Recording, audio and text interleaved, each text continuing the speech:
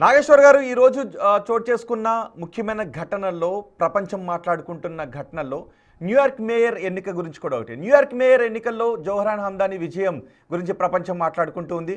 New York మేయర్గా తొలి Indo American ముస్లిం, పైగా అతను అత్యంత పిన్న వయస్కుడైన వ్యక్తి మేయర్గా ఎన్నిక రికార్డు సృష్టించాడు అని ప్రపంచం మాట్లాడుకుంటూ ఉంది.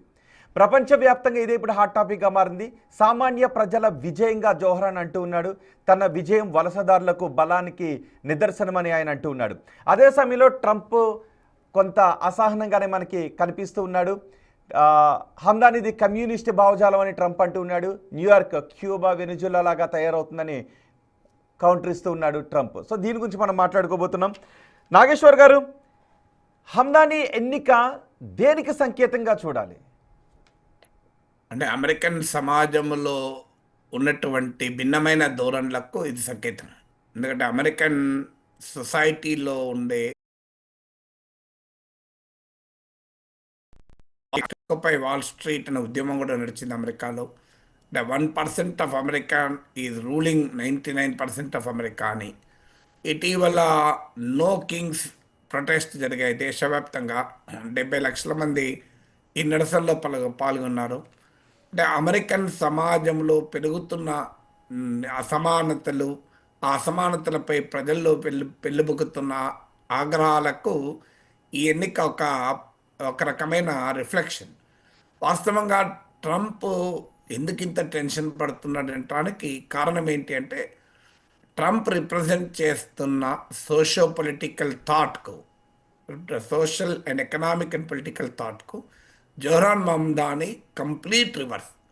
అందువల్ల ప్రపంచంలోనే అత్యంత సంపన్న నగరమైన, అత్యంత శక్తివంతమైన నగరమైన న్యూయార్క్లో జోహరాన్ మమ్దాని గెలవడం అనేది రేపిది అమెరికా వ్యాప్తంగా వ్యాపించి తన ఐడియాలజీకి, తన పాలిటిక్స్కు ఏ రకమైన ప్రమాదము తెస్తుంది అన్నది ట్రంప్ భయం. సో అందువల్ల ట్రంప్కు న్యూయార్క్ మేయర్ ఎన్నిక ప్రెసిడెంట్ ఆఫ్ అమెరికాకు జరిగే ఎన్నిక కాదు. అందువల్ల ట్రంప్ ఇంకో మాట కూడా అన్నాడు నిన్న, నా బొమ్మ లేదు కదా బ్యాలెట్ పైన, అందుకే మందాని గెలిచాడు అని. సో తన అమెరికాలో బొమ్మను చూసి ఓట్లేసే స్థాయిలోనే ప్రజలు ఉన్నారా అనేది క్వశ్చన్ మార్క్. కానీ ట్రంప్ వాదన, తనకు కాదు కదా ఓటు వేసేది, అంటే తాను ప్రెసిడెంట్ ఆఫ్ ది యునైటెడ్ స్టేట్స్కు పోటీ కాదు కదా అని. నిజమే, మరి అలాంటప్పుడు అలాంటి మేయర్ ఎలక్షన్లో ఎందుకు దిగాలి? రంగంలో దిగి ప్రత్యేకంగా తన పార్టీ క్యాండిడేట్ రిపబ్లికన్ కాకుండా మా డెమోక్రటిక్ పార్టీకి చెందిన వ్యక్తి ఇండిపెండెంట్గా పోటీ చేసి ఆయనకెందుకు మద్దతు ఇవ్వాలి? అందువల్ల Trump political, social and economic ఐడియాలజీకి ఒక బలమైన ప్రత్యర్థి గెలిచాడు. రెండు, ట్రంప్ పర్సనల్గా రంగంలో దిగి పెద్ద ఎత్తున జోహరాన్ మమ్దానికి వ్యతిరేకంగా పబ్లిక్ ఒపీనియన్ను సమకూర్చే పనిలో పడ్డాడు. ఆయనే కాదు, ఇలాన్ మస్క్ కానీ అని. సో ట్రంప్ ట్రంప్ బహిరంగంగా ఇప్పుడు ఇంతకుముందు చెప్పారు, కమ్యూనిస్ట్ అని, రకరకాల రూపాల్లో ఇస్లామిక్ టెర్రరిస్ట్ అని, అంటే ఇస్లామోఫోబియాను, జినోఫోబియా అంటారు, అంటే ఫారినర్స్కి వ్యతిరేకంగా. అలాగే అమెరికన్ సమాజంలో ఉండే యాంటీ కమ్యూనిస్ట్ భావజాలం. ఎందుకంటే మీకు అమెరికా, సోవియట్ యూనియన్లు దశాబ్దాల పాటు కోల్డ్ వార్లో ఉండే, అందువల్ల అమెరికాలో సహజంగా ఉండే యాంటీ కమ్యూనిస్ట్ సెంటిమెంట్ను కూడా వాడుకోవటానికి ఇది మరో క్యూబా అయిపోతుంది, మరో వెనిజులా అయిపోతుంది న్యూయార్క్ అని ఆరోపించడం.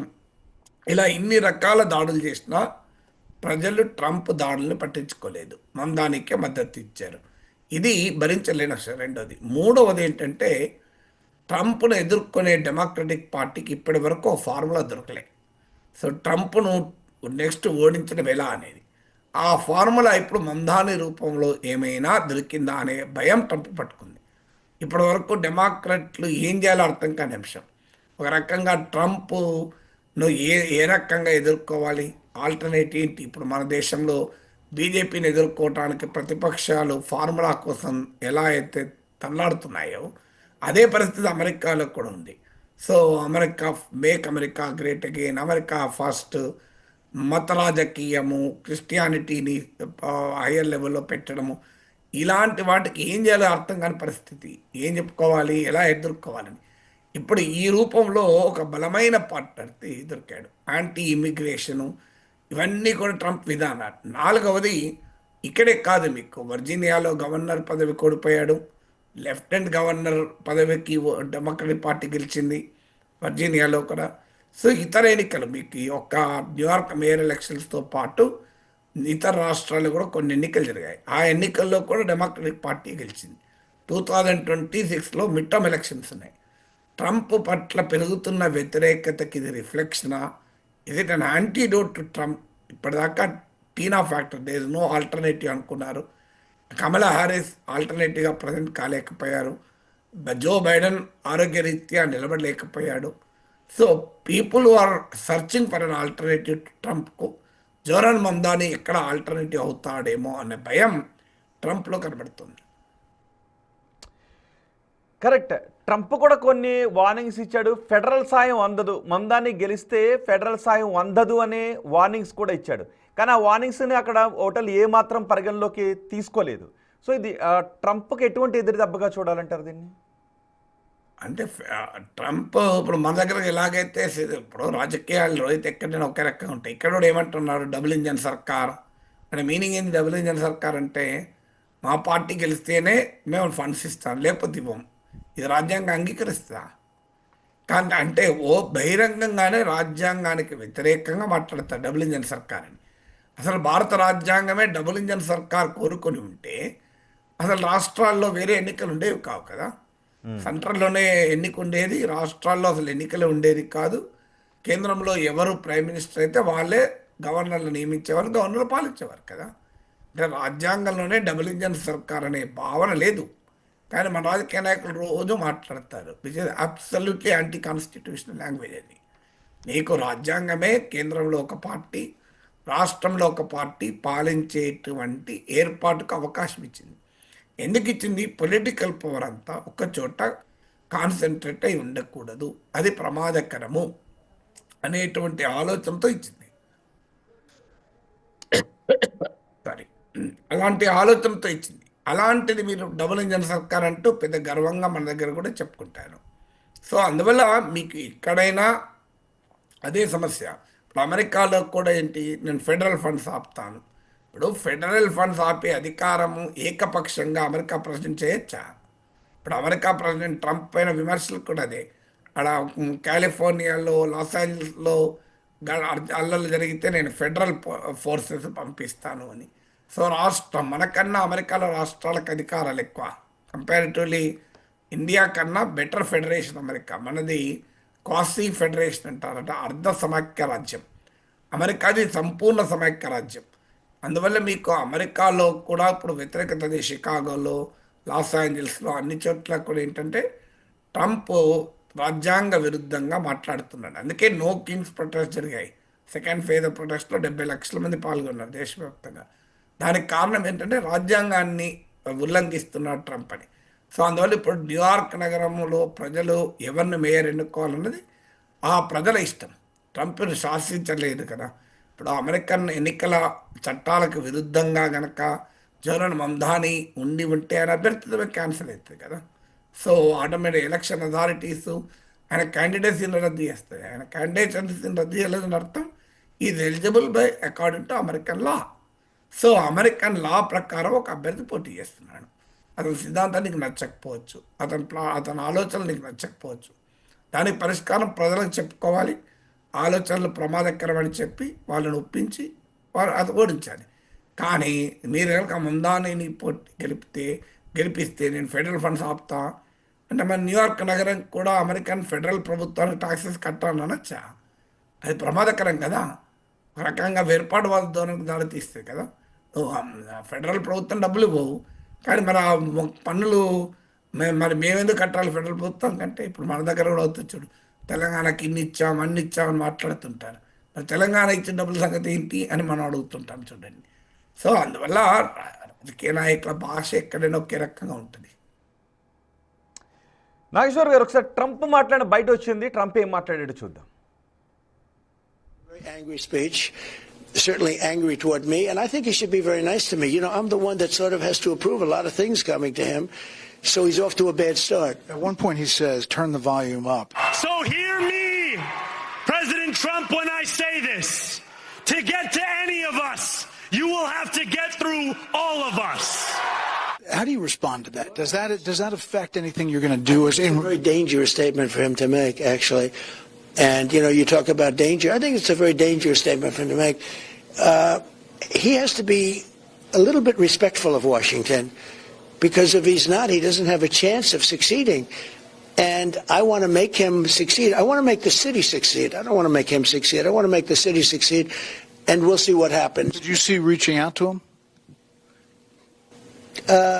I would say he should reach out to us, really. I think he should reach out. I'm here. We'll see what happens, but I would think that it would be more appropriate for him to reach out to us. I thought it was a very angry speech. Right Nageswar garu, మమ్దానీలో మనకు ఒక confidence కనిపించింది, ఒక రకమైన aggressiveness ఉంది. ట్రంప్లో ఒక రకమైన అసహనం, ఒక రకమైన ఫ్రస్ట్రేషన్ ఇప్పటికీ అదే కనిపిస్తుంది. అండ్ మమ్దానీ ఇచ్చిన హామీలు కూడా ఈ విజయంలో కీలక పాత్ర పోషించాయని అనుకోవచ్చా? తప్పనిసరిగా వాస్తవంగా కీలక పాత్ర పోషించిందే మమ్దానీ ప్రజెంట్ చేసిన ఆల్టర్నేట్ ఎకనామిక్ ప్లాట్ఫామ్.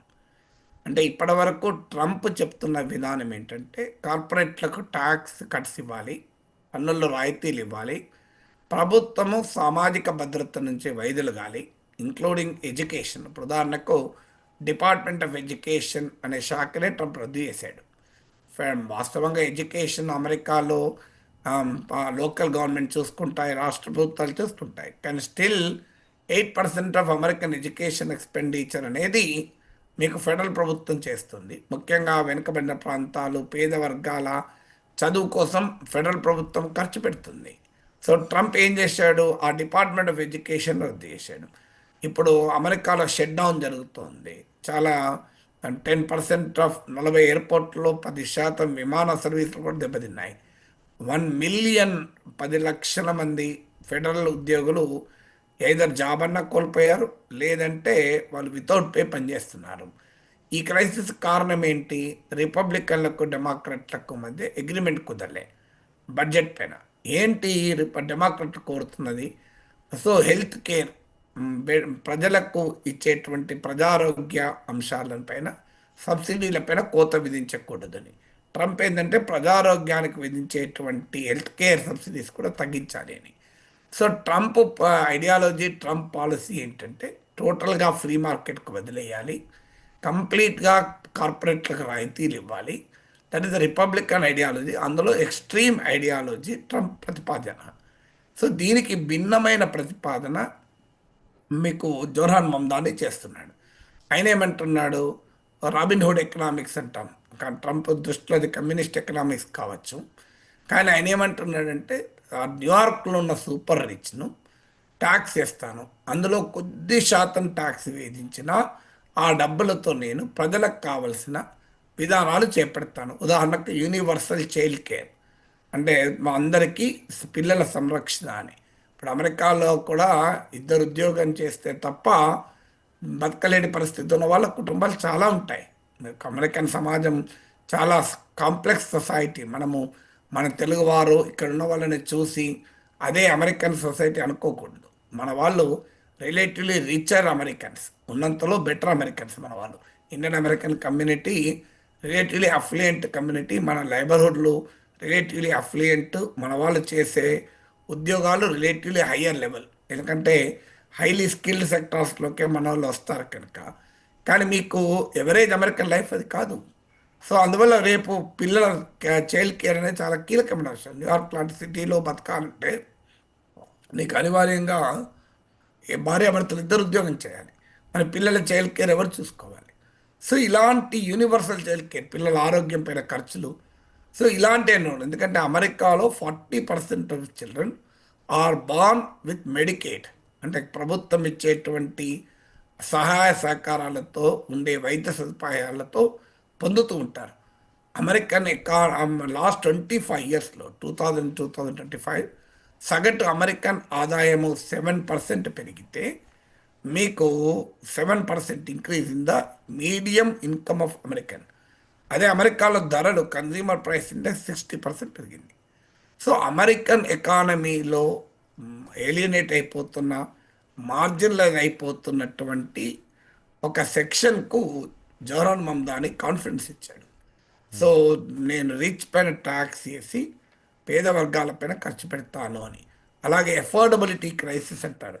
మీకు అమెరికాలో బిగ్గర్ సిటీస్ శాన్ ఫ్రాన్సిస్కో లేదు, మీకు అలాగే ఇలాంటి నగరాలు, మహానగరాలు, న్యూయార్క్ మహానగరాల్లో అసలు మనుషులు జీవించడం కష్టం. మీకు హోమ్లెస్నెస్ చాలా ఎక్కువ. ఎందుకంటే యూ కాన్ జస్ట్ ఎఫోర్డ్. కాలిఫోర్నియాలో మీకు బే ఏరియాలోకి ఇల్లు కావాలంటే కొన్ని లక్షల డాలర్లు. So common man cannot afford. So మీకు ఆ న్యూయార్క్లో రెంట్ అసలు భరించలేము మనం, ఊహించడానికి కూడా అంతుపట్టదు. సో చిన్న వ్యాపారం చేసుకోవాలంటే గిట్టుబాటు కాదు.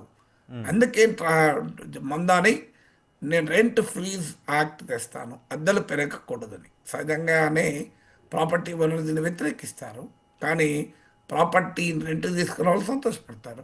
ఓనర్లు తక్కువ రెంట్ తీసుకున్న వాళ్ళు ఎక్కువ ఉంటారు కదా.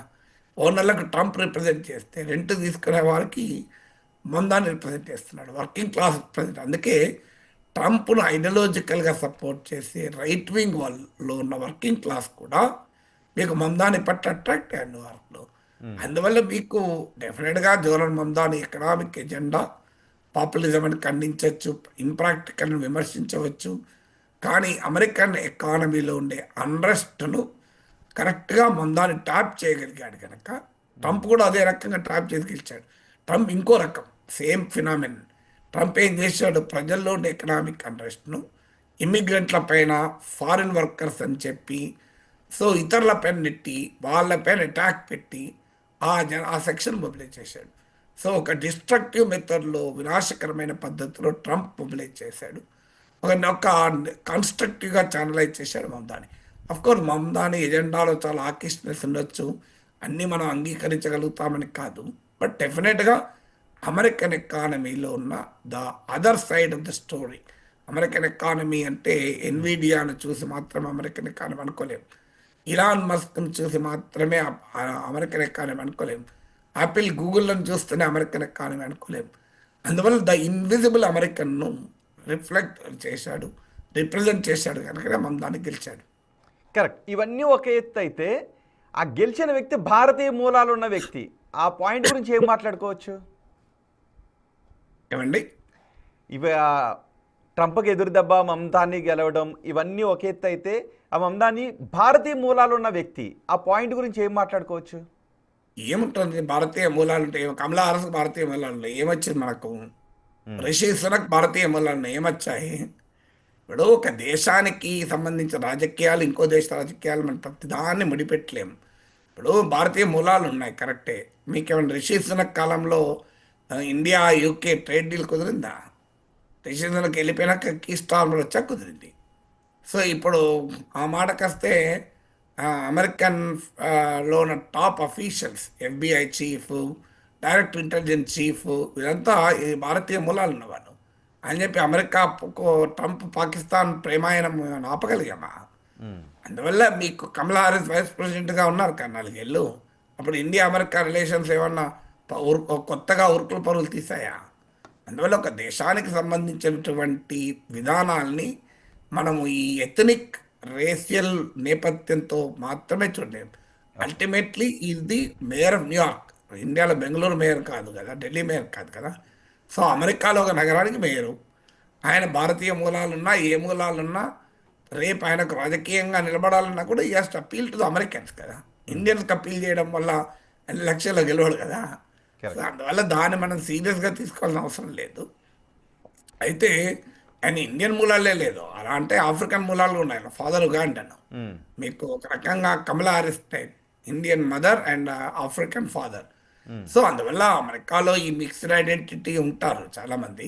ఇప్పుడు Barack Obama Afro American Kenyan father, so hyphenated Americans అంటారు. సో అలాంటి వాళ్ళు చాలామంది ఉంటారు. దానివల్ల కొత్తగా ఇండియాకి ఏదో లాభం వస్తుంది కాదు. అఫ్కోర్స్ ఇండియాలో కూడా ఇది బిగ్ క్రిటిక్ ఆఫ్ మోడీకి తీవ్ర వ్యతిరేకి. ఈ సింబాలిజం ఉంటుంది. ఇప్పుడు నిన్న నెహ్రూను కోట్ చేశాడు, సో అంతకుముందు మండేలాను కోట్ చేశాడు. సో ఈ సింబాలిజం ఉండొచ్చు, ఎందుకంటే ఆయన ఆఫ్రికన్ డిసెంట్ ఉంది కనుక మండేలా కోట్ చేయొచ్చు.